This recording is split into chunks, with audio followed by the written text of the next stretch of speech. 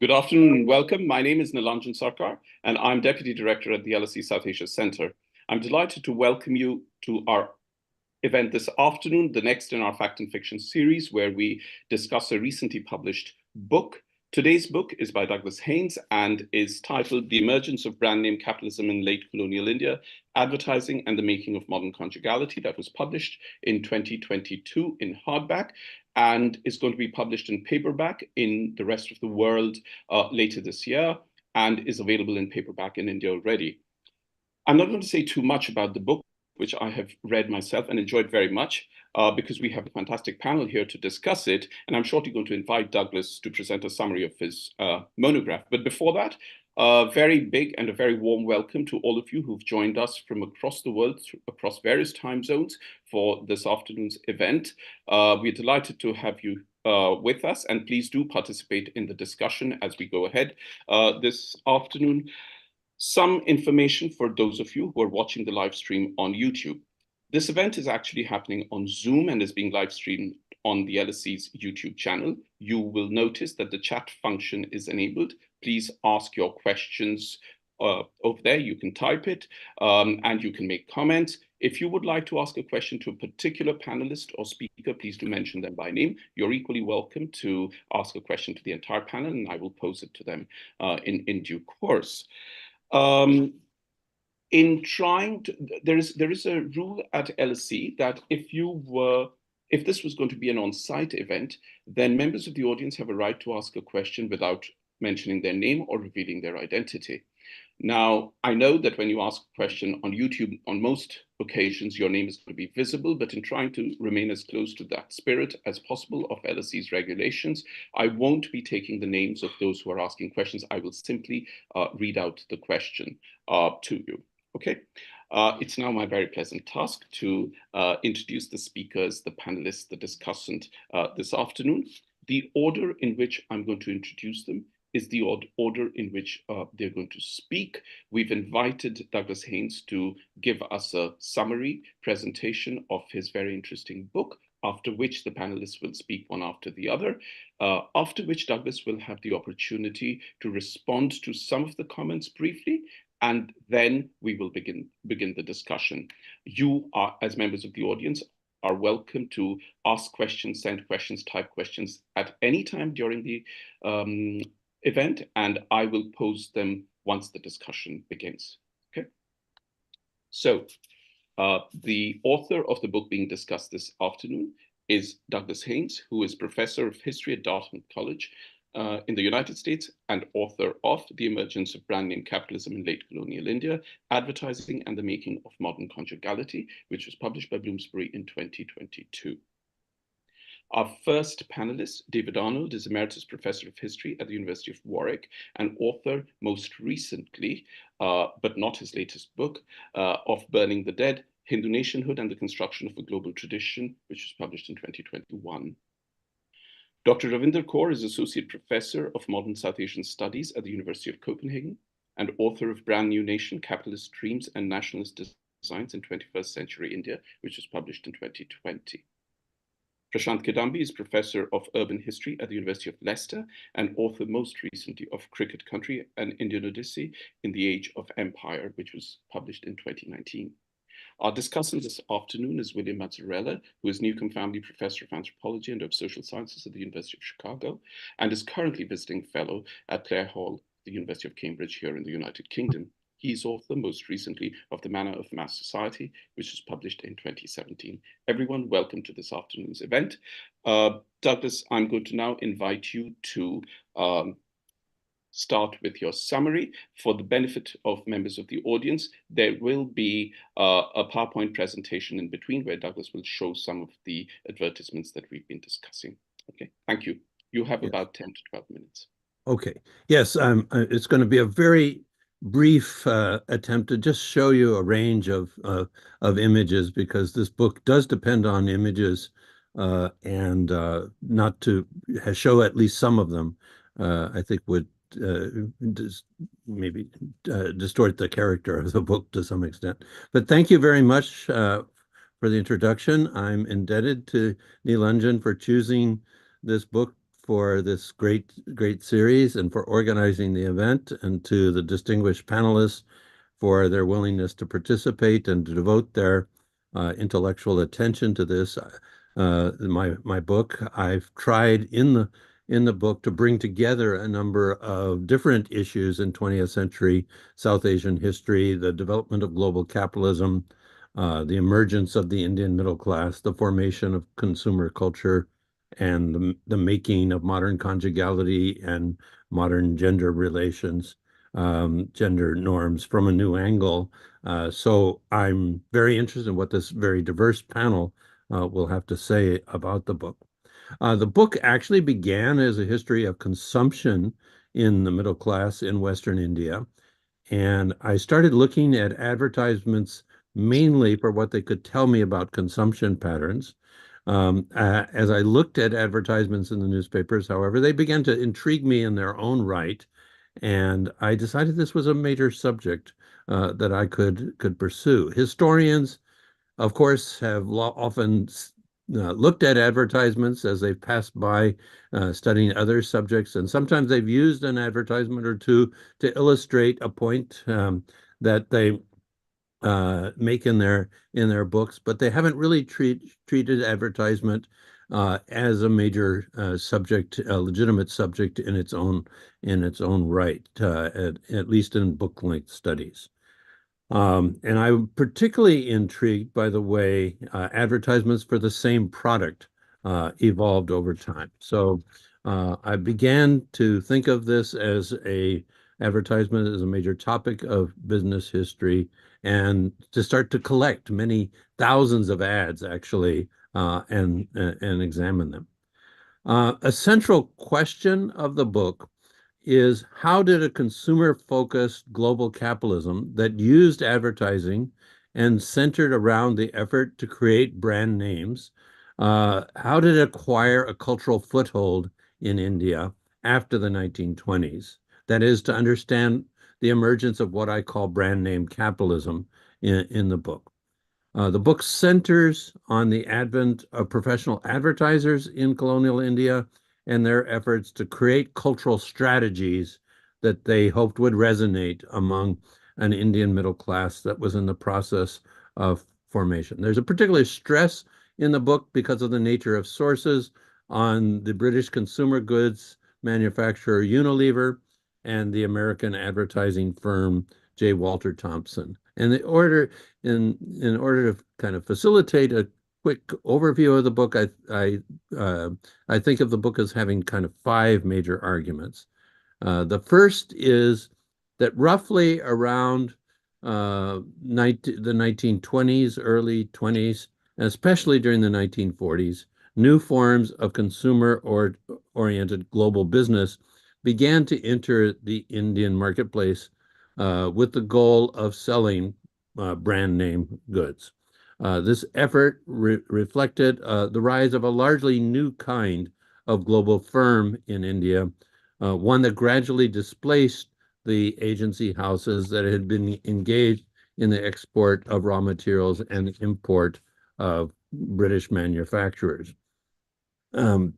They sought to develop a market in India, and in the process turned to professional advertising during the interwar period in order to develop this market. From the perspective of the advertising agencies, this is also a new development. Advertising agencies had focused their efforts in Europe and North America. Before this, there's a turn now to Latin America, to Eastern Europe, and to a certain extent to Asia as well. The second point is that the project of winning over middle-class consumers involved an effort at converting them to use brand name products, global products sold by their brand name, getting them to abandon locally made unbranded products, but also prompting them to change their bodily practices, to smoke cigarettes rather than bidis, to brush their teeth with toothbrushes and toothpaste rather than chewing on neem twigs, using electric fans to keep their homes cool, and electric light to keep their homes lit at night. Washing clothes through the labor of housewives using laundry soap rather than sending them out to Adobe. This is a point that Arvind Rajagopal also has made. Okay. The third point is in order to foster new modes of consumption and the use of brand name products, these advertising agencies did not simply transport Western consumer values, global consumer values to the subcontinent. They tried to tailor their approaches to what they saw as the special characteristics of the Indian market and to the values of Indian middle class consumers, particularly. So advertising agencies were not just organizations that designed ads or transported ads from North America and Europe to India. They were organizations involved in collecting knowledge about India and using this knowledge to develop advertising pitches. What we might speak of ethnographic capitalism, much as we've talked about the colonial state as an ethnographic state. And particularly important in the generation of this knowledge was a reliance on intermediaries who often themselves were members of the Indian middle class, employees who designed ads, translators, Indians that they consulted in the process of developing advertisement. And the fourth argument, and this is where conjugality comes into play, is that advertising pitches in the 1930s started to converge around appeals to middle-class conjugality. And here is where I will just show you a few example of ads. I won't have a chance to talk about them in any detail, just go through them just to give you an idea of the so the focus again is on the conjugal family, on the heterosexual relationship between husband and wife and the institution of marriage, the responsibility of husbands to secure the family's means of maintaining itself through salaried work, and to fathers to participate in the social life of the family, the role of housewives as mothers and as people who maintain the household through clothes washing and other methods. And above all, I stress in the book the value of a medicalized notion of the family, the notion that the parents' main responsibility is to ensure the health of their children and to educate them so that the family is reproduced into the next generation. So the health is a major theme in these ads. And again, I'm just flashing through them. Won't have time to talk to you about them in detail.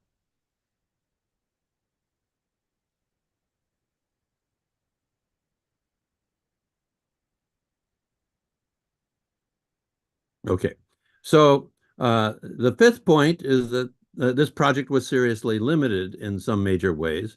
Middle-class Indians continued to buy unbranded goods.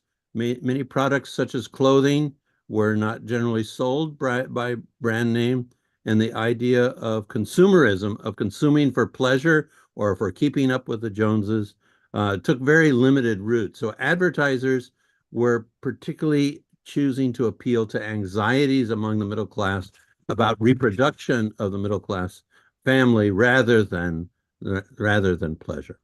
And I should stress also that global companies made very limited efforts to reach beyond the urban middle class during this period. There's some exceptions, but to a great extent, this is true.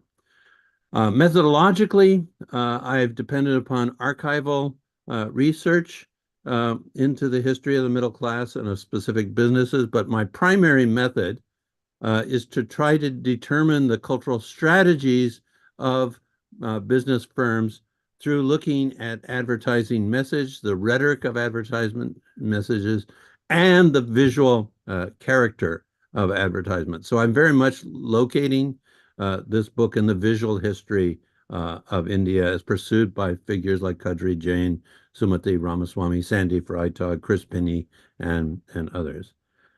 I'm particularly interested in tracing how business firms change their advertisements for particular products and particular product types over time, and how they arrived at this strategy of how many different types of businesses converged around this strategy of emphasizing the principle of conjugality. So each chapter is on, after chapter 2 each chapter is a chapter on a particular product type and how different advertisements evolved over time. There are many images of advertisements in the book. I think there's something around 90 of them. But I think I've said enough here, and I think maybe now is the time to turn to the panelists, and I'm very interested in what they have to say. Thank you very much, Douglas. That was brilliant. And I know you had to rush through the advertisements, which form such an important part of the book. But I think those who are watching it and hearing this got a taste of what there is in the book. I'm now going to invite our first speaker, David Arnold, who's Emeritus Professor of History at the University of Warwick and author of Burning the Dead, Hindu Nationhood and the Construction of a Global Tradition, to make his comments. But I did say in the initial introduction that that was not his latest book. His latest book is Pandemic India, From Cholera to COVID-19, which was published in 2022, though one reason, one of several reasons I was very keen to have David comment on this book is that for those of you who are interested in the subject, his book, Everyday Technology, Machines in the Making of India's Modernity, which was published in 2013 from Chicago, uses advertisements, and it's a small and very, very interesting book to read. David, you have about 6 to 8 minutes. Well, thank you, Nilanjan, for the advert. I appreciate it very much. I have to confess that for many years I tried to avoid these kinds of advertisements that Doug has presented to us, because they seem such a distraction from the important work I was trying to do on political events and social events and so on. And only when I began to turn to the question of everyday technology, which Nilanjan just highlighted, did I begin to see the importance of these advertisements, albeit in a rather different way from the way in which Doug has exploited them here. I suppose that we all owe him a debt of gratitude for reinventing the advertisements as a very important medium of social and cultural communication in this period, and also for enabling us to see how they change over the course of time and how they impact very differently in terms of the vernacular newspapers and the English language newspapers of the interwar period. I find all of that fascinating, and it's delightful to see this kind of long-term project coming to such an eloquent fruition. I suppose I'm also convinced that this is a very profoundly historical work, not just because it provides us with a kind of antecedent for the rampant consumerism of the middle classes in India today, but also historical in the sense in which it engages in a very fine-tuned kind of a way with the process of engagement between the advertisers, the agency of the agents, as it were, and the changing nature of Indian society itself. It's very rich in its exploration of processes of change and of interaction between Western society, Indian society, between consumerism, and so on in the course of this period. So I think it's a very rich and encouraging piece of historical investigation. I must say, I was always struck by the incongruity of many of the advertisements I saw in the newspapers. I was particularly taken with one for the American car firm Chevrolet, who in the early 1920s advertised their cars in India through an advert, a pictorial advert, which showed women in cloche hats and furs getting into a limousine on Broadway. And there was something extraordinarily incongruous about that kind of ad. I don't remember how much the ads changed over the course of the 20s and 30s, but it was in a sense, the absurdity of that ad in the Indian context which struck me. But perhaps it was also part of the Americanization of Indian desire, which seems to me to underlie many of these changing adverts. How do you make India responsive, as it were, not just to the culture of the British and the British ruling regime, but to American capitalism and all the blandishments that America has to offer? Understandably, as Doug has explained, his principal concern is with middle-class consumerism and conjugality, but I would like to press him on a couple of points arising from that. One is the extent to which this is only a middle-class visual and textual discourse that he's talking about. He does refer very briefly at several points in the book to the way in which there were street adverts and occasionally even touring vans which advertised particular products, as they did also various kinds of medical practices. And I wonder whether what's happening here is partly a deepening of class divisions within Indian society, making the middle classes look cleaner, more fashionable, more medically educated, and thereby making the subordinate classes seem even dirtier and more remote from civilized society in consequence, or whether there is actually a kind of educational engagement with the non-elites, even with the middle classes in India during this period, that many people who aren't middle class, many people who don't have purchasing power, see these adverts, particularly as wall posters, and even though they don't buy things, they use them as tailors, as servants, whatever the case may be. And I wonder whether, in a sense, we shouldn't look beyond the middle class, if possible, and see the impact of this kind of education of desire and this engagement with consumerism as being something much more popular than perhaps Doug is trying to suggest here.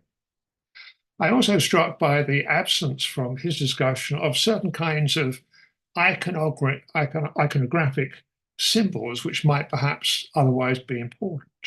For example, the figure of the soldier doesn't appear to appear anywhere in his discussion.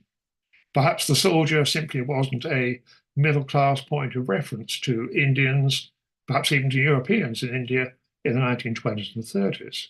But it is a very powerful symbol of masculinity. It is an image which perhaps runs counter to the conjugality that Doug is discussing in this book.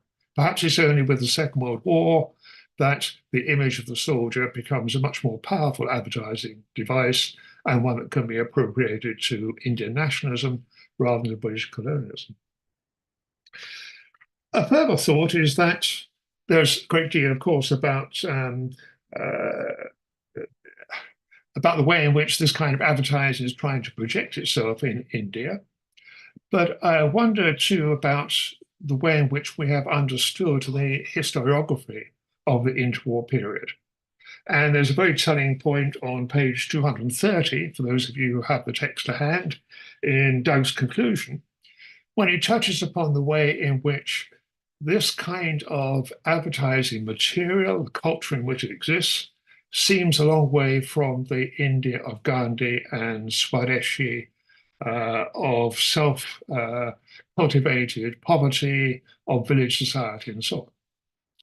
So the basic question for me is whether, in a sense, we have misunderstood the interwar period as actually one in which modernity, industrial modernity, capitalism in its most vigorous and rampant form was actually much more prominent than we have historiographically given it credit for being. That actually the Gandhian thing was one strand, whether in Bombay or elsewhere, but actually there is this fascination, very obvious through the newspapers, with modern techno-modernity. And to some extent it's fed by American capitalism, by the images of machines and factories and so on. but also by Italian and German fascism, by the techno-fascism, which is constantly displaying high-speed trains, new motor cars, various communication devices, and so on. And I'm struck by the way in which many of these English language newspapers by the 1930s actually have supplements which are devoted to this, about modern scientific developments, about modern means of production, about speed, about power, about technology in its most rampant form. So I'm really asking Doug whether, in a sense, we've got the historiography of this period wrong, or whether there is a kind of compatibility between the India of Gandhi and the India of these commercial advertising agencies. On which point I think I should stop. Thank you very much, David. That was wonderful. Our next speaker, Dr. Ravinder Kaur, is Associate Professor of Modern South Asian Studies at the University of Copenhagen and author of Brand New Nation, Capitalist Dreams and Nationalist Designs in 21st Century India.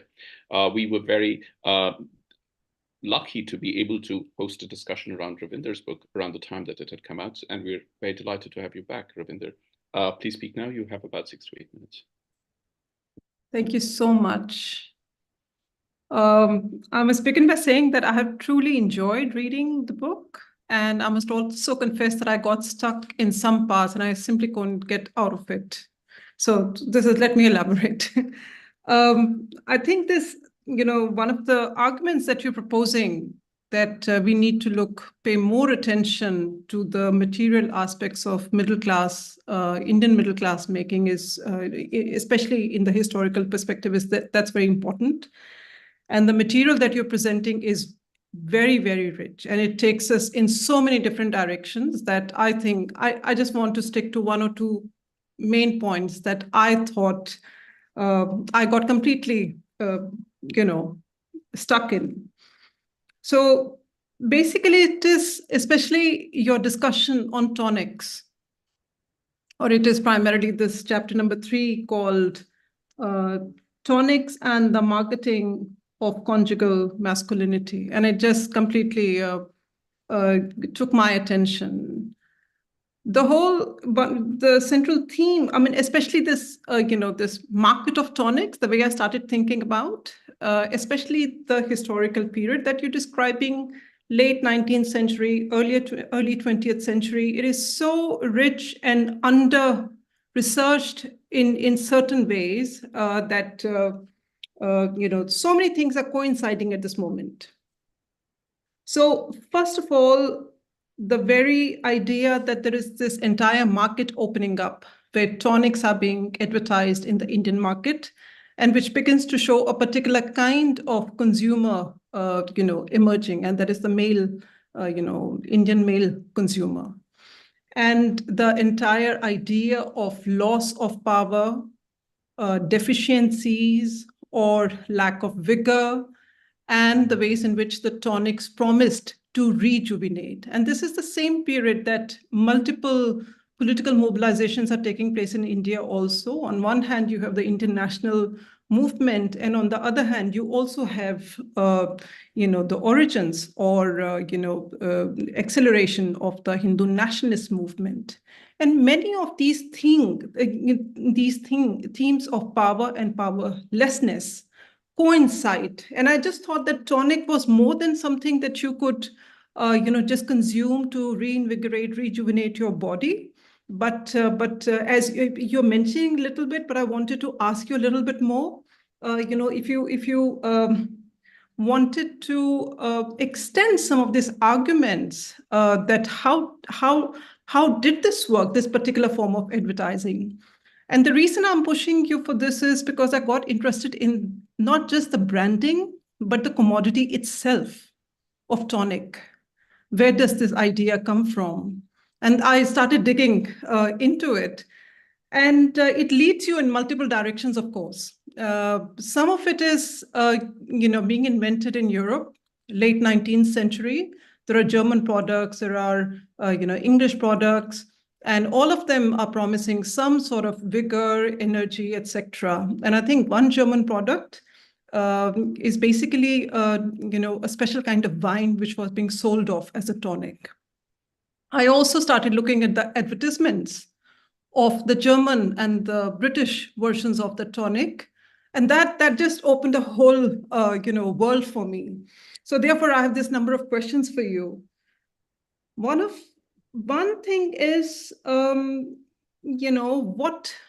kind of picture would emerge if we were to put the advertisements of the same commodities, the tonics, from the European market together with the Indian market? Because there's some very fascinating, comparisons begin emerging over here. And especially in terms of how loss of power emerges, it only strengthens your argument that how loss of power, begins appearing as a special theme in the Indian marketing. And number two, especially interesting is the absence of women in this picture or marketing of tonics. I did find some images in the European, placement where women do emerge, but in a different kind of interesting themes.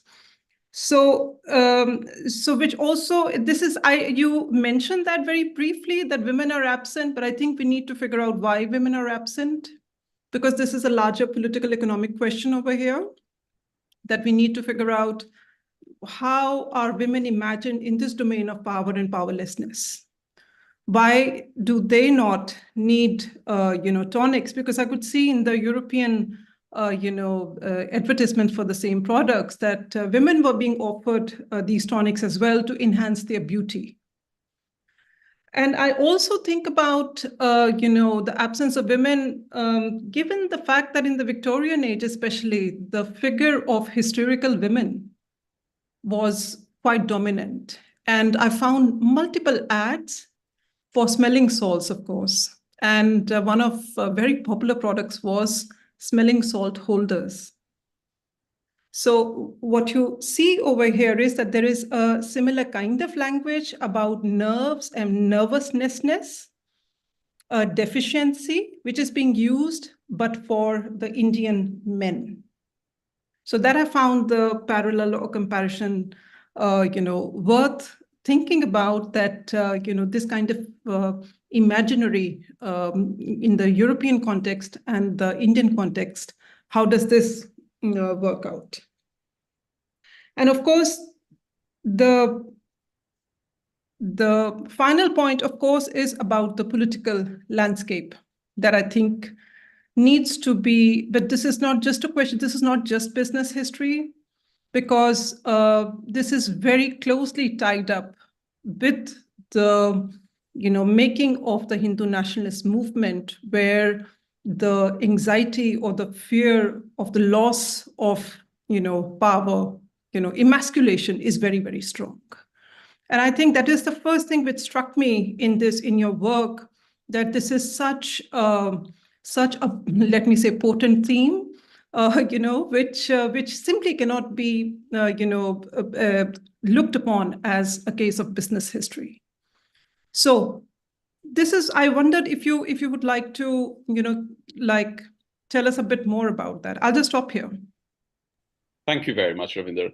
Those were wonderful points, and I'm sure we'll come back to a lot of this in the discussion. I just want to say very quickly to those who are watching on YouTube that if you want to ask any questions, then please do ask via the chat function on YouTube. Our final speaker is Prashant Kidambi, who is Professor of Urban History at the University of Leicester and is the author most recently of Cricket Country, An Indian Odyssey in the Age of Empire, which was published in 2019. Prashant, it's your turn now. You have about 6 to 8 minutes. Thanks very much. It's a real pleasure to be part of this panel alongside such distinguished scholars, and also a particular pleasure to participate in it by virtue of having worked with Doug over many years. And I think for me, this book has been, I've sort of heard these ideas from the time that Doug was formulating them, and to see the final product and how rich it is has been a real revelation and a pleasure, of course. In fact, it's the kind of book when you finish reading it, you think, why didn't I think of this? Because as we know, as David was mentioning, we often as you know, when we were working in the archives and we were going through, in the old days, it used to be the microfilms, but then later with, with the digital technology and so on, we've sort of encountered newspapers constantly in our line of work. And somehow these ads are very beguiling on the one hand, but you also always thought of them as a form of distraction, taking you away from the main topic that you were going to work on. So to subject these to such a systematic inquiry and to construct these very powerful arguments, I think is a real accomplishment. As previous speakers have suggested, and as Doug himself has pointed out, his book has a number of sort of lines of inquiry and different kinds of arguments which he explores through the prism of advertising. And the one that I want to focus on is the one that I've been most interested in since the beginning of his project, in a sense, and that is the role of advertising in what one might call the constitution of the middle class in India.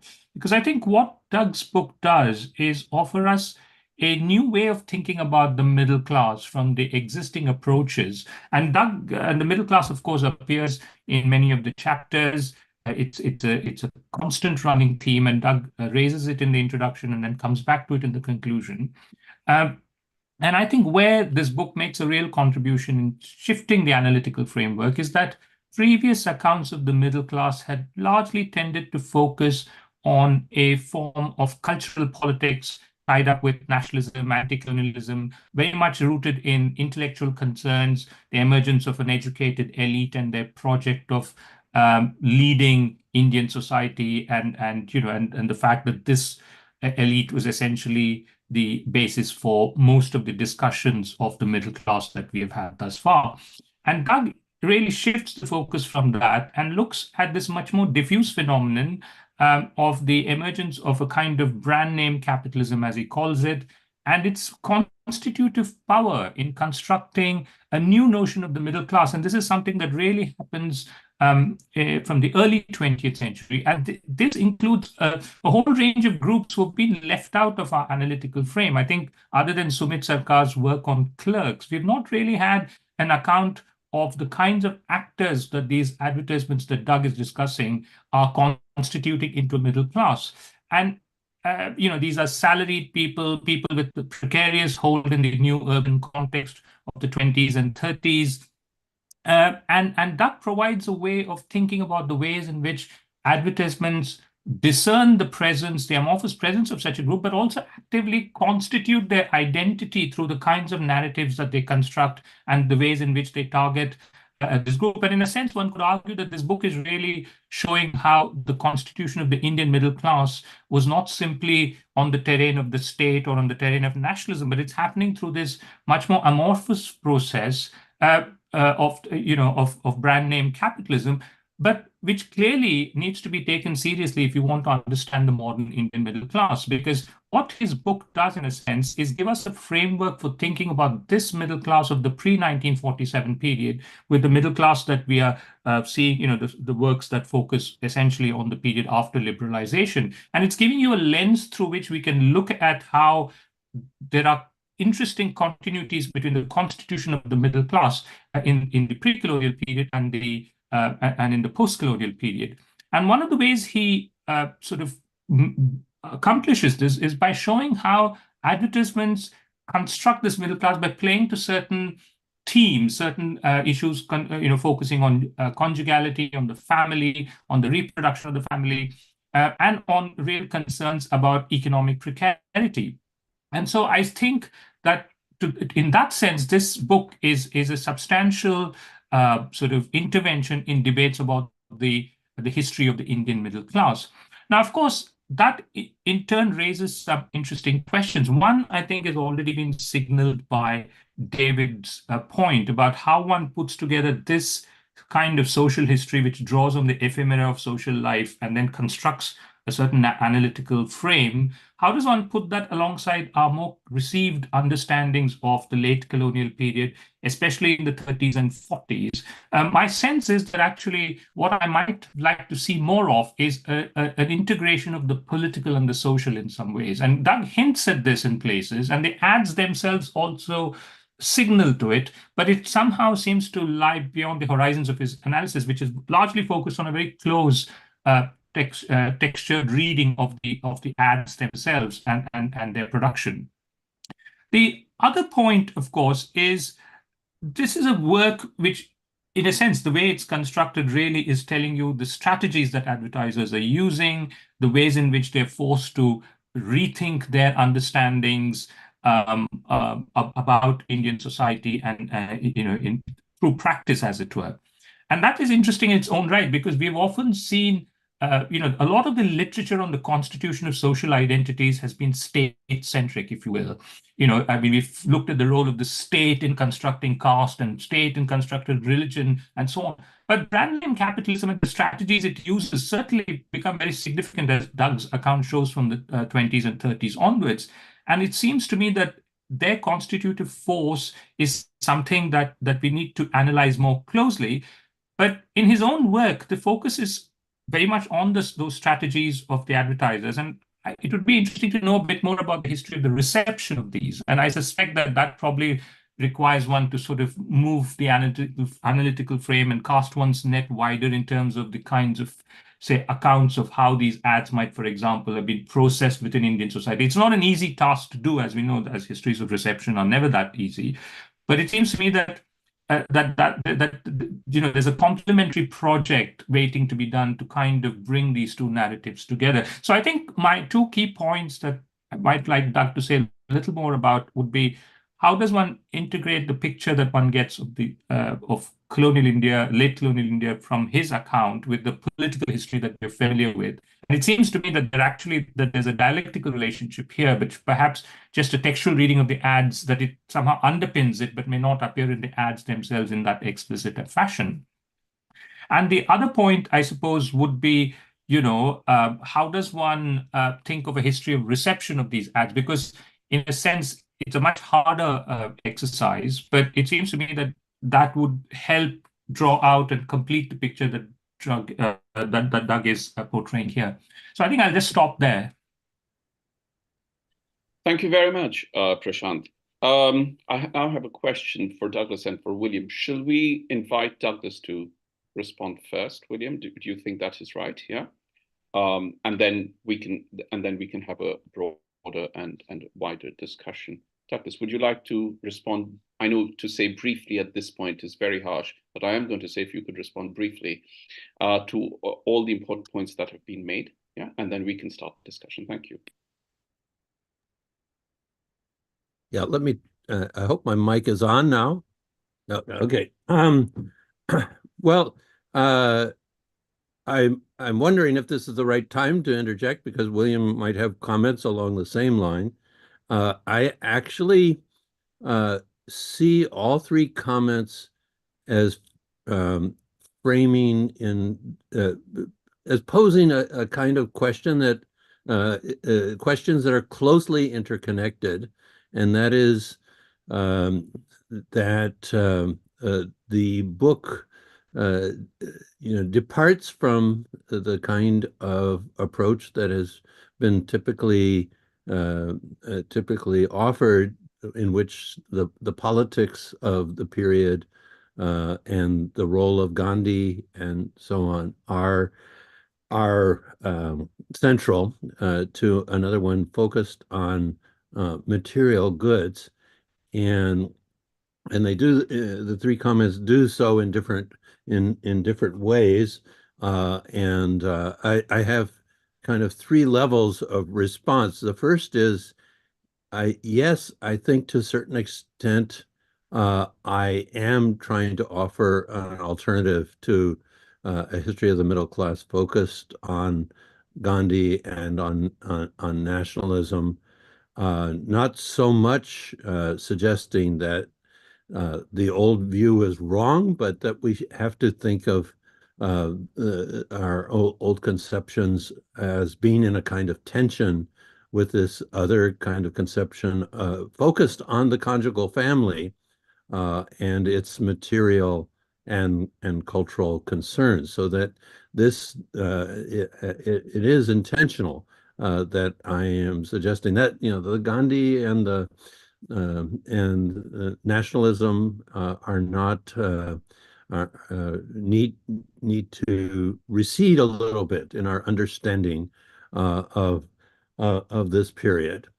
On another level, I should stress that the one factor in my doing so is that I am focused in the book on the advertisements of global firms who come firms that come from outside of India and who have to de-stress the role of nationalism in a context where the Gandhians and others are urging the value of Swadeshi and so on. These global firms need to find alternative strategies, cultural strategies that don't fit in the national picture. So to a certain extent, the de-stressing of these themes comes from the advertisements themselves.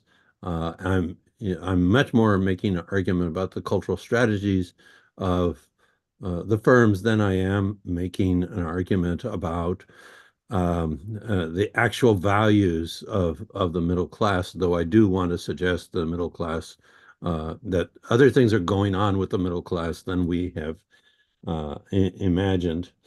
And the final point really is reference to Ravinder's argument, which I think is very important, the sense of powerlessness that to a great extent comes out of the literature on nationalism and the literature on masculinity in the colonial context, which is very real. And I do think I play that down more than I should.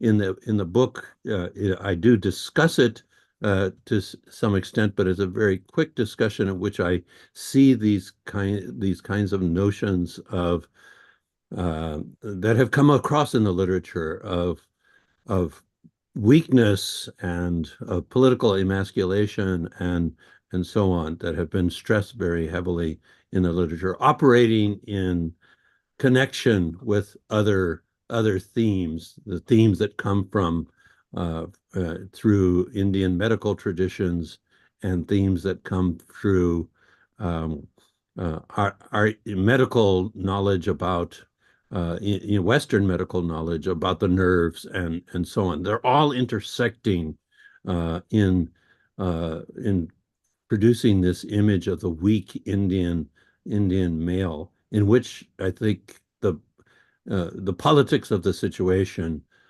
here are very important, and they're just this is all kind of compressed, probably in a paragraph or two in the section on masculinity, and it deserves more attention, not only in this chapter, but in other in the chapter on the middle class, particularly. I think I'm nearly running out of time here, but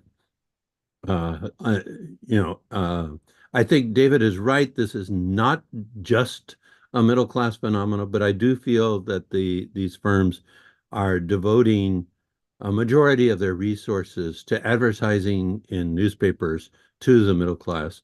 Particularly soap manufacturers are trying to develop a wider audience and successfully do so, but many of the advertisers of other commodities have a more restricted audience that is mostly middle class in its character.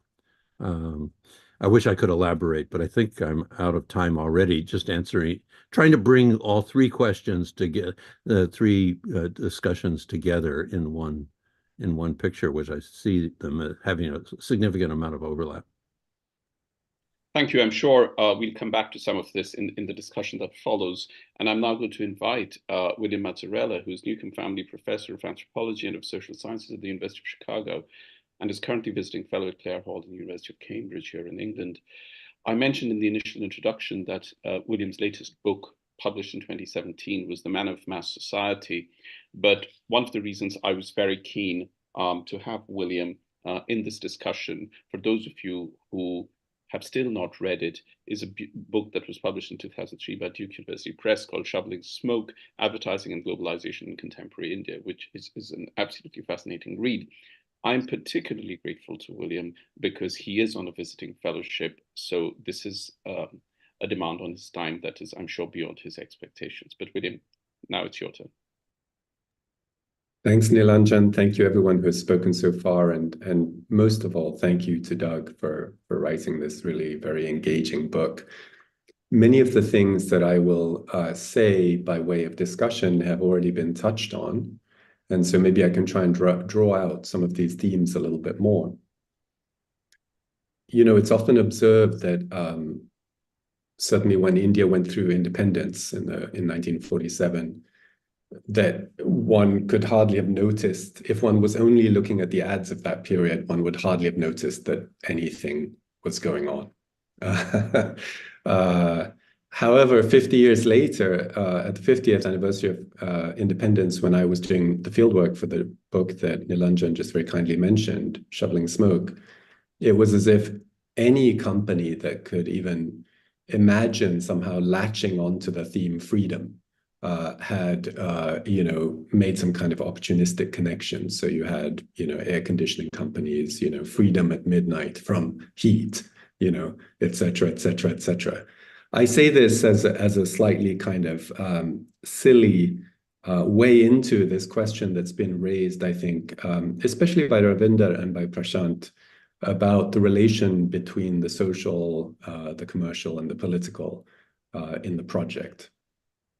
And it seems to me that one of the great advantages of the book that you've written is that it gives us a view of a moment in which the political and the commercial had not been ideologically laminated onto each other in the way that they later became, right? So starting with what we call liberalization in the 1980s, you get the invention and the construction of a kind of ideological discourse of consumer citizenship, basically, where the way that advertising and marketing legitimates itself is by positioning itself as a form of democratic action.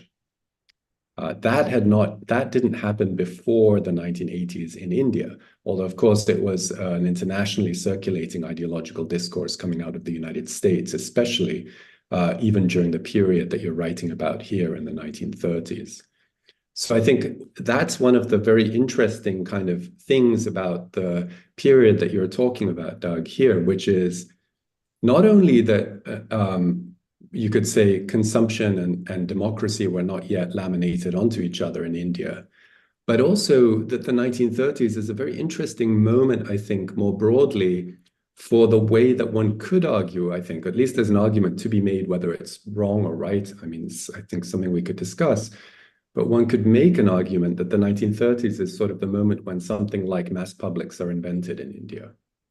And they're invented both in a political register through the expanding enfranchisement of a larger number of Indians through the various reform acts of that period and the shift in electoral politics that resulted, but also through the invention and proliferation of various kinds of, let's say, sort of mass-oriented social movements during that period, various kinds of, you know, societies for the preservation and encouragement of this and that, that in a way position themselves as addressing some form of kind of public or publicness, mass public, that until that point hadn't really been envisioned in those terms. So what you have, thinking your book, Doug, together with that is in the 1930s, you could say that what you basically have is the parallel invention of a kind of,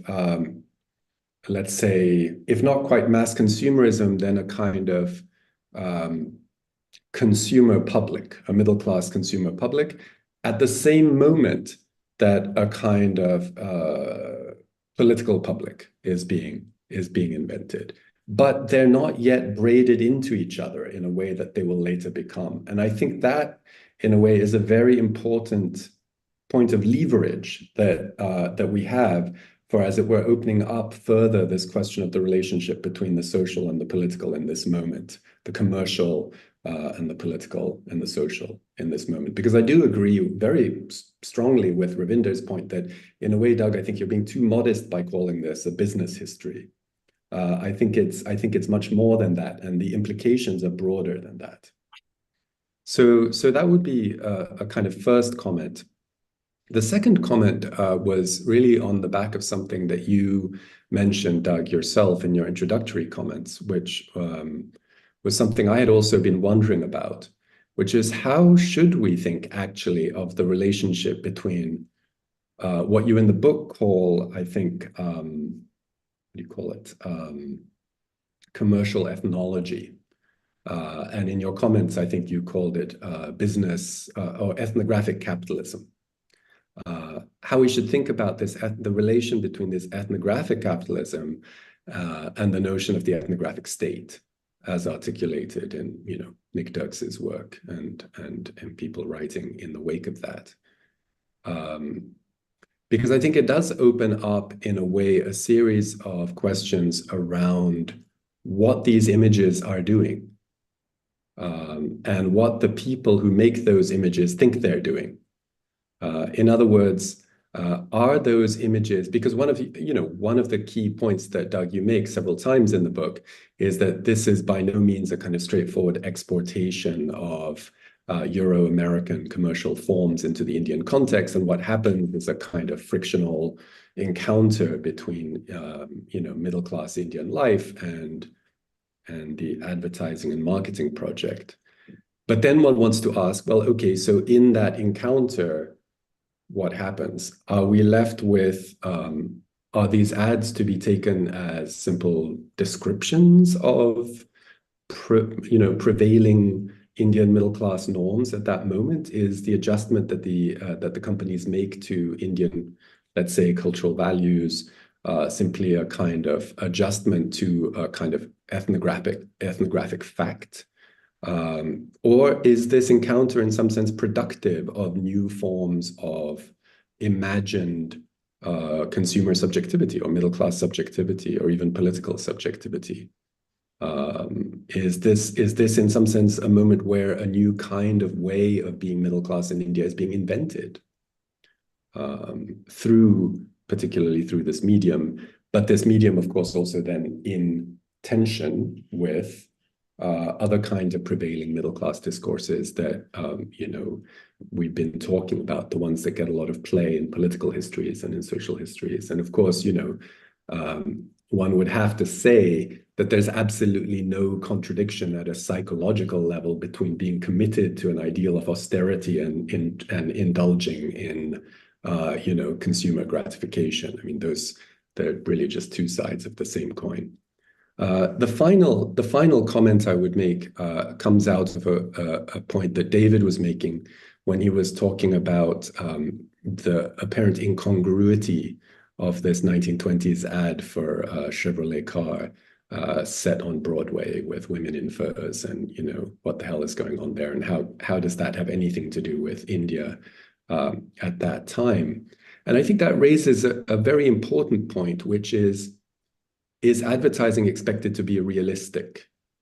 And if it is, what do we mean by that realism? In other words, what relation does that realism have to something that we could call actually existing social practices? And that's an argument and a conversation that has persisted through the generations in the practice of advertising, right? Are we giving people images of who they are, or are we, as it were, allowing or encouraging people to engage in, wide open fantasies, allowing them to inhabit worlds that they could never possibly otherwise imagine inhabiting, but simply for the pleasure of that? And that's a conversation that's ongoing. So I'll end there, but these are really just intended as amplifications of things that have come up through the conversation, and I guess I'm directing these comments and reactions as much to everyone else on the panel as I am to Doug himself. So whoever feels moved to pick it up from here. Thank you. Thank you very much, William. Douglas, I'm sure you want to respond to these, and maybe if you want, you can say a bit more about any of the other questions, and then we can go round again. We have a couple of questions from members of the audience, which I'll ask later. And we have about 15-20 minutes before we should end. So do you want to just start with responding to William's comments? Okay.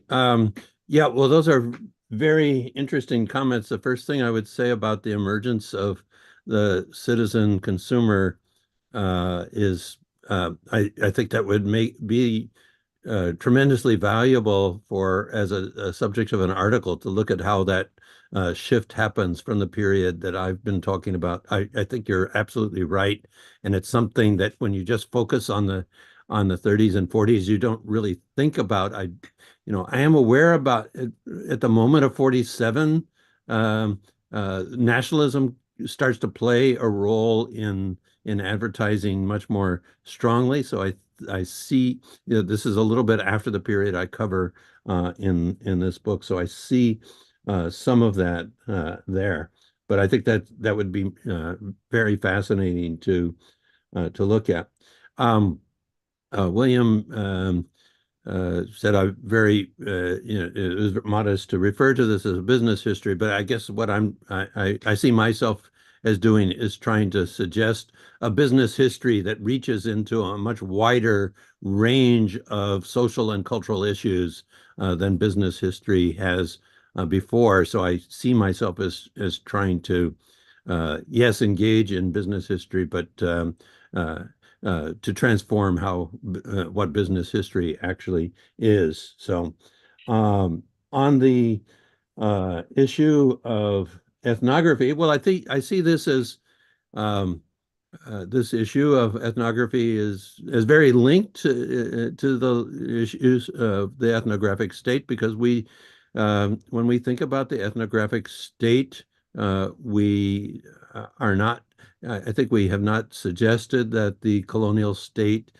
ended up picturing India as it actually was, but as the state started to imagine in Indian society. And I think capitalism is starting to do this in its own ways. I think there's some very distinctive characters of ethnographic capitalism as opposed to the ethnographic state of the late 19th century. The ethnographic state transforms itself in the 20th century, and we haven't focused as much on that.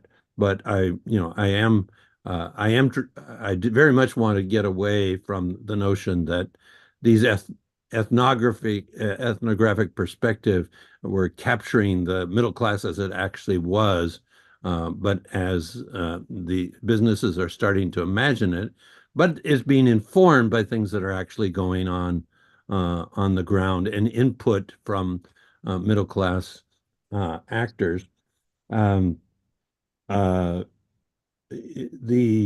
Yes, I agree about advertising and the question of realism here, and there is an imagining of a middle class that is different than the social reality. But at the same time, I want to stress that these global businesses are restricted by the fact that this middle class is very hesitant to spend on a whole range of items. And so rather than appeal to principles of pleasure and imagine a world of what if you could do this and that, the important thing for these businesses is to create anxieties about the family and make spending on certain kinds of items a necessity for the perpetuation of the family. Families are not devoting much expenditure beyond at this time, because of the limitations of income in part, and also because of abstemious ideologies stemming from Gandhi and others. They're not spending widely on consumer and consumer items. So I see pleasure as playing a much more restricted function during this period. And coming back to this is kind of related, this question of relation between the advertisement and social reality. That also brings me back to the theme that Prashant talked about, a reception. And I haven't really been able to get a hold of how one might do a reception history. There's occasional points where we have a source about someone reacting to an ad. And to a certain extent, I think this is why I gave up the consumption history. One reason why I gave up the consumption history was the difficulty of actually getting at reception issues. So those are a few things that I would, a few responses that I would have. Sure. Anyone else who wants to make a comment? Ravinder? Yeah, go ahead. I mean, this is just to, just to follow your remarks. I mean, health emerges as a very prominent area of marketing. Bodily deficiencies, energy, etc. And I wondered if it is just something, that the companies are trying to promote, or actually they are tapping into a prior market which existed. And I'm saying this, that, more you dig into this whole question of, vitamins, health supplements, actually, all I could see is that this is not necessarily something which, European companies were trying to transplant. There was quite likely, there is a very rich tradition of, health supplements, from the Unani tradition, from the Ayurvedic tradition, and which made me think a little bit more that, is this something that, are we limiting the scope of this, study, just by thinking in terms of, transplanting some ideas from elsewhere into India? Because it's not just that. I think it's way more, much more complex than that, given that, in the modern Western traditions, supplements, I mean, they are early 20th century, but the Ayurvedic tradition, which many of them are actually trying to pick upon also, that has a much longer one. So I think this is the reason I was trying to push you, that is there something that we might be missing in this whole dynamic of power and powerlessness? What it is not just companies probably implanting or they are activating something, but something which is there. And so what is it? So I'm not sure. I just have this question, which I don't think I have understood fully. David, did you want to add to this? Yes, just 2 points, really. One is that we haven't mentioned a point which Doug comes back to several times in the book, which relates to this ethnographic question, and that is the exclusion of Muslims that he refers to. And I didn't understand whether that was something he was suggesting was peculiarly about Bombay or about the nature of the newspapers he was looking at, or whether, in a sense, Muslims aren't seen to be part of this consumer society for various cultural, political reasons. That seems to me quite extraordinary. But the other point I was going to make was that although we can talk about the image of Hindu weakness and the limits of Hindu masculinity, these ads hardly present a positive image of European strength. I mean, Europeans seem to live in a world of pain in which they're constantly suffering from malaria, headaches, neuralgia. In a sense, the adverts undermine any pretension of European superiority. They were my points. Prashant, do you want to say something, or should we give Doug a chance to respond and then you can come back? Well, my question is slightly different. I mean, the one thing, that struck me is that this is, of course, a picture that is very much drawn from Western India. And many of these forms are obviously, given the kind of capitalism that has flourished in Western India, it's on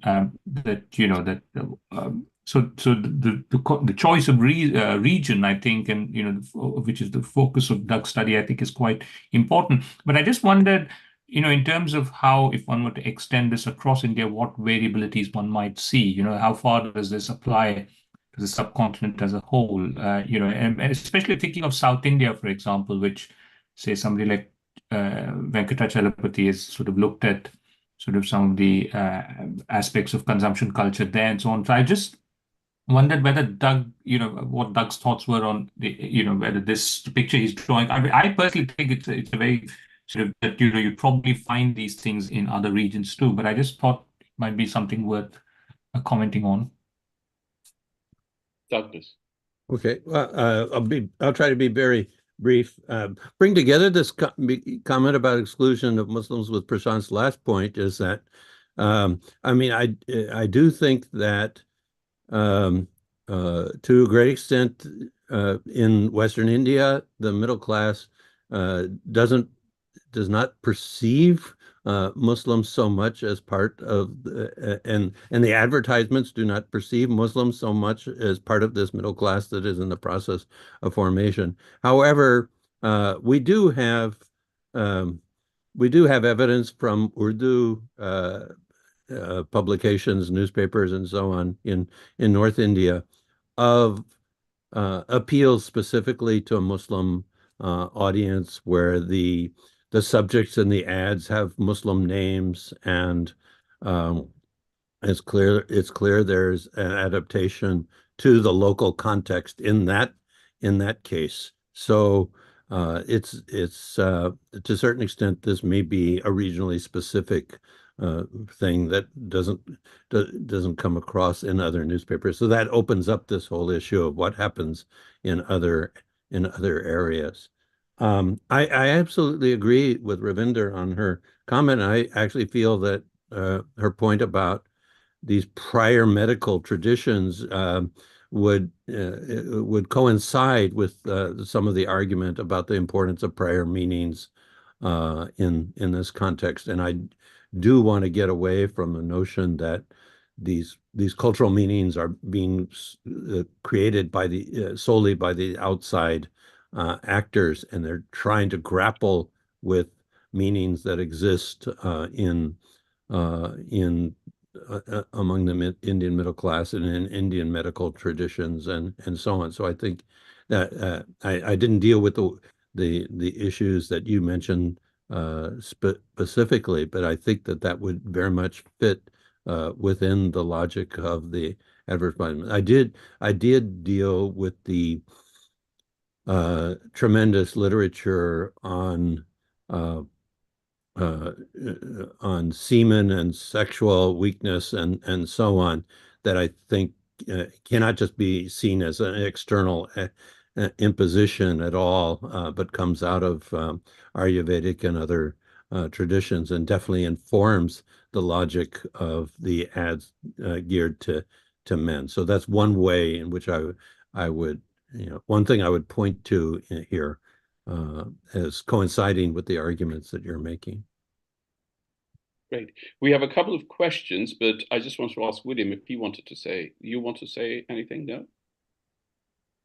No, I think I've taken up quite enough time already. Thank you. That's right. So, so the first question is for everyone to answer, or whoever would like to, but Doug, definitely you, is how might you also tie this subject into the rise of mass media and its role in colonial India? That's one question.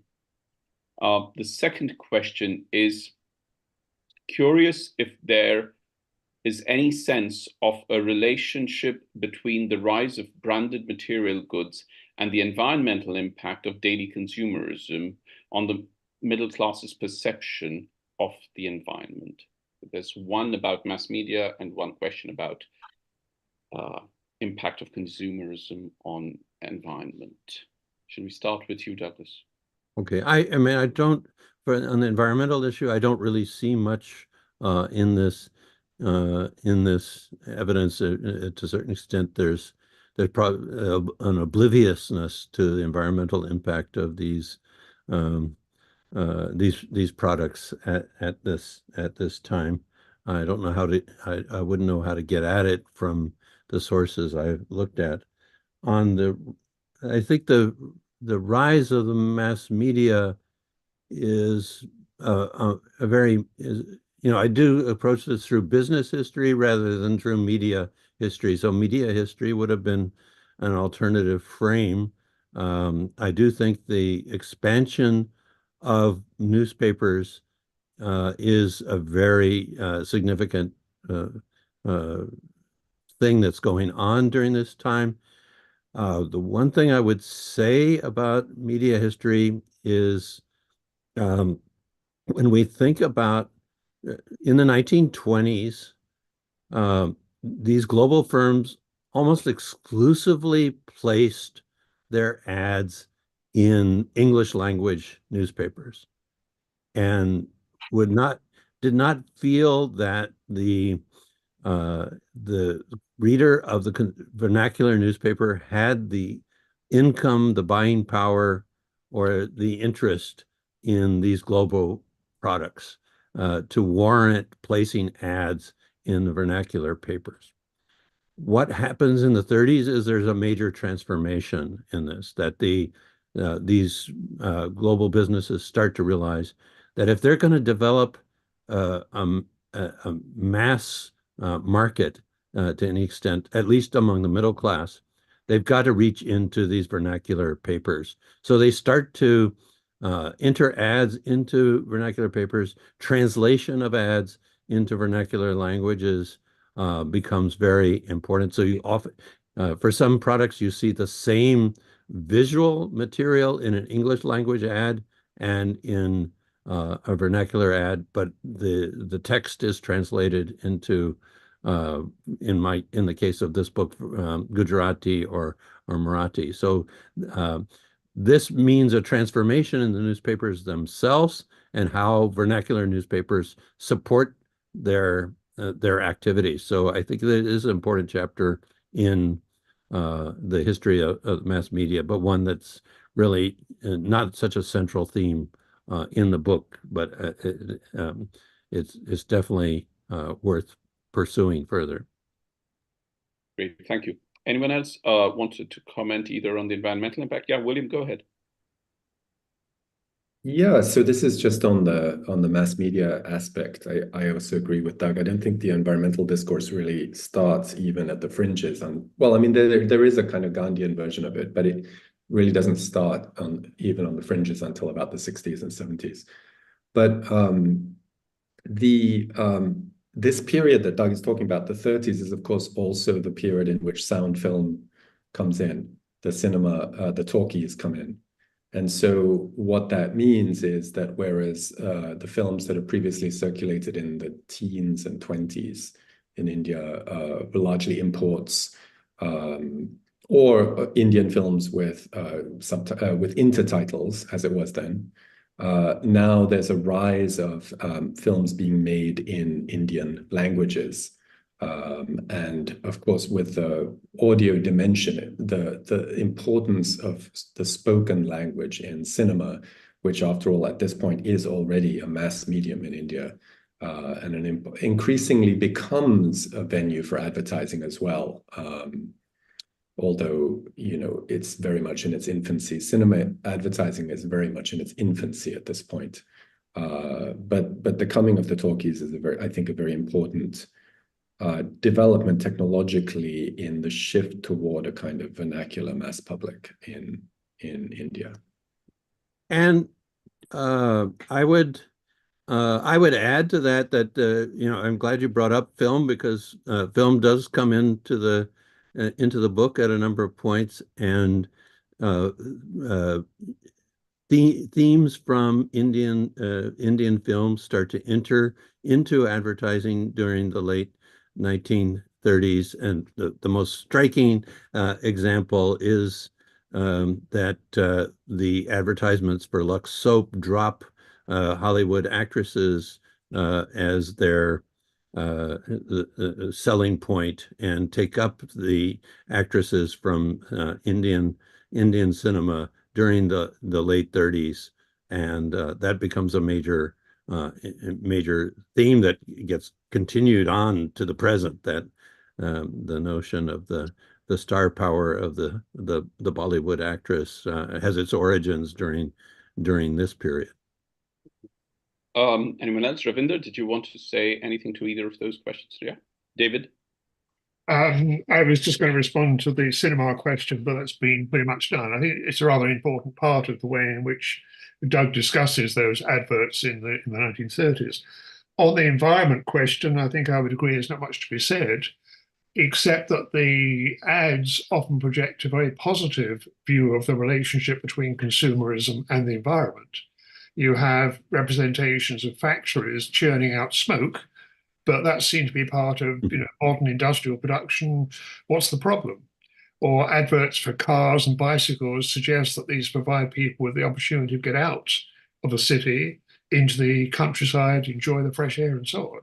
So if there is a connection with a concern about the environment, it's an idea that the environment is actually positive and healthy rather than the kinds of negative attributes that we will bring to that discussion now.